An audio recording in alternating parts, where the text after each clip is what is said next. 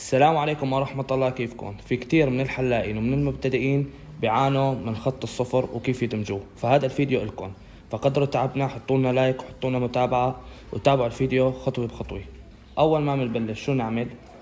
طبعا نكون مشطنا الشعر، نحن أخذنا الفرق على جنب بهالطريقة هاي، تمام، ونزلنا الشعر هيك بهالطريقة، تمام.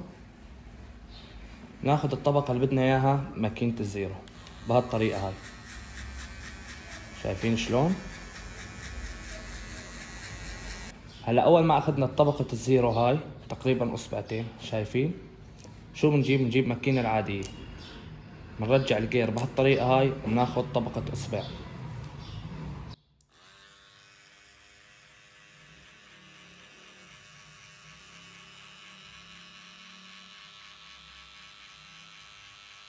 هلا مثل ما نكون شايفين بداية الفيديو، هون اخذنا بالزيرو، تمام، وهون فتحنا طبقة بالمشط النص، شايفين؟ او الجير رجعناه لورا سويناه نص واخذنا طبقة. هلا شو بنعمل؟ الشغلة سهلة يا جماعة وبدها قوة قلب وما بدها شيء. انت بس خفيت هذا الخط الحلاقة 60-70% انتهت، او التدريج انتهت. هلا هيك كنا مراجعين الجير، هلا بنقدمه للاخير وبنشتغل بزاوية الماكينة مشان نخفي هذا الخط اللي ظاهر عندكم بالشاشة. بس اختفى هذا الخط اعتبر الحلاقة او التدريج انتهت 60-70%. تابعوا معي الفيديو لحتى تشوفوا كيف بكسروا وكيف الطريقة. شايفينه؟ هذا هو الخط اللي بيعانوا منه الحلاقين والمبتدئين.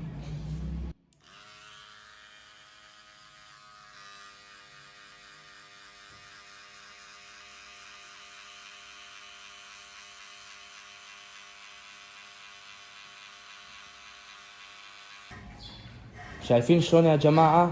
الخط اندمج معي وما طول معي يمكن 30 ثانية. شايفين شلون اختفى، ما ضل آثار له بنوب. هلا شو ضل عندي؟ ضل عندي هذا الخط. طبعا أنا هون فيني بلش بالاثنين، ولكن شعر الشاب أو الطفل خفيف، راح بلش بالواحد ونص بعدين واحد، أسرع لي هيك.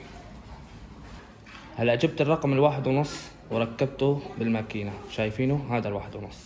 هلا بطلع على الطبقة اللي بدي إياها، مو هيك، هيك، عشان ما نسوي خطوط. يمكن اكثر من فيديو قلت لكم هالطريقه هاي، لان هاي الطريقه مهمه كتير بالتدريج.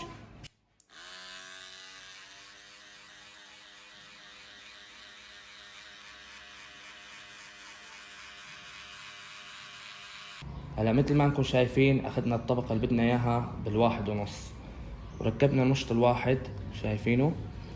هلا الجير او المنويل لفوق، شو بنعمل؟ ما بننجله على الاخير، بصير واحد ونص، بنخليه على النص، مو هيك، على النص بهالطريقه هاي مقابل الكبسه. بنحاول نخفي هذا الخط.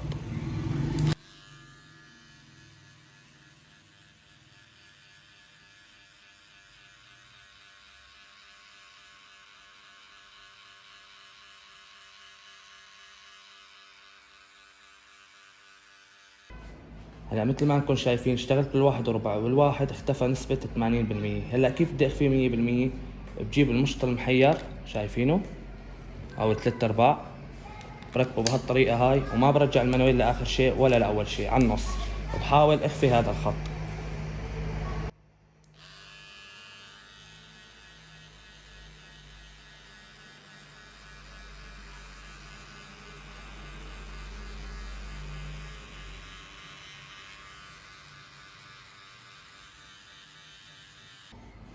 ولهون بكون خلصنا التدريج السفلي. شايفين كيف لما اشتغلت بالمحير اعطاني شغل بخوف وتدريجي حلوة.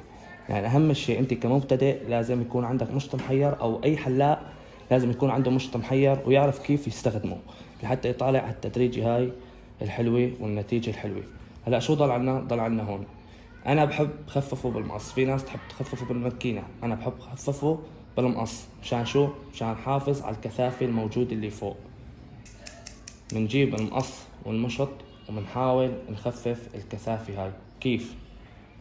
ناخد اول شي الشعر بهالطريقة هاي، شايفينها؟ مو هيك، هيك غلط، هيك بهالطريقة هاي بميول هيك، هيك بيطلع عندي الشعر الزايد. اما هيك بدي اكل الشعر الزايد والمو زايد وانزع التدريجي كله هيك، شايفينها؟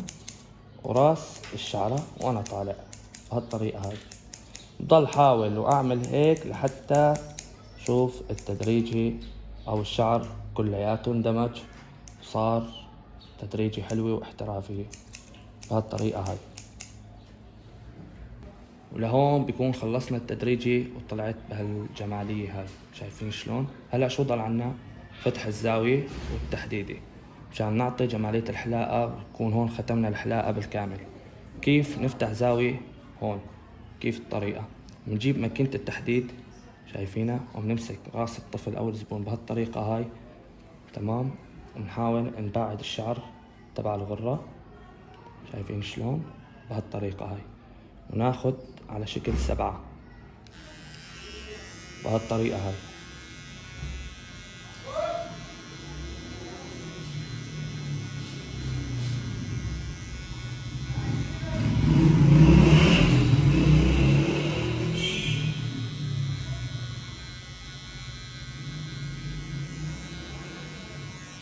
هلا مثل ما انكم شايفين انا اخذت الاساس بالماكينة التحديد. هلا الرسمة هي اللي بتحكي شلون بالموس، تمام. مثل ما انكم شايفين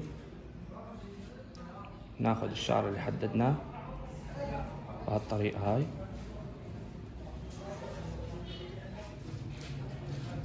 بعدين بنقلب ايدنا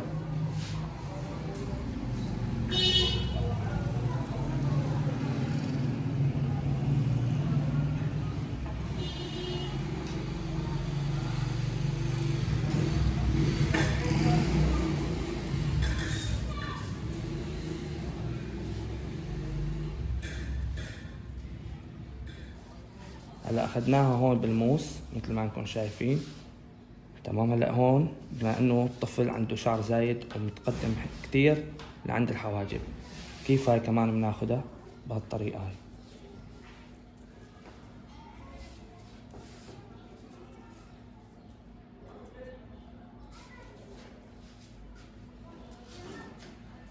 شايفين شلون؟ هلا بنفتح على الجهة الثانية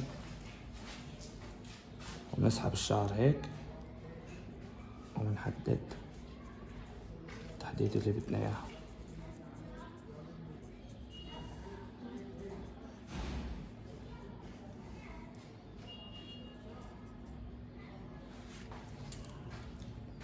ولهون بكون خلص الفيديو، وهاي التدريجي بخطوات بسيطة طلعت بهالجمالية هاي. هو أهم شي عندك أنت كمبتدئ، أهم شي عندك خط الصفر، بس كسرته صار التدريج شعر عندك يا سهل كتير. فلا تنسونا بالمتابعة واللايك، قدروا تعبنا، وأي حلقة أو أي استفسار اكتبوا لي إياه بالتعليقات، إن شاء الله رح رد عليكم بأقرب وقت. سلام.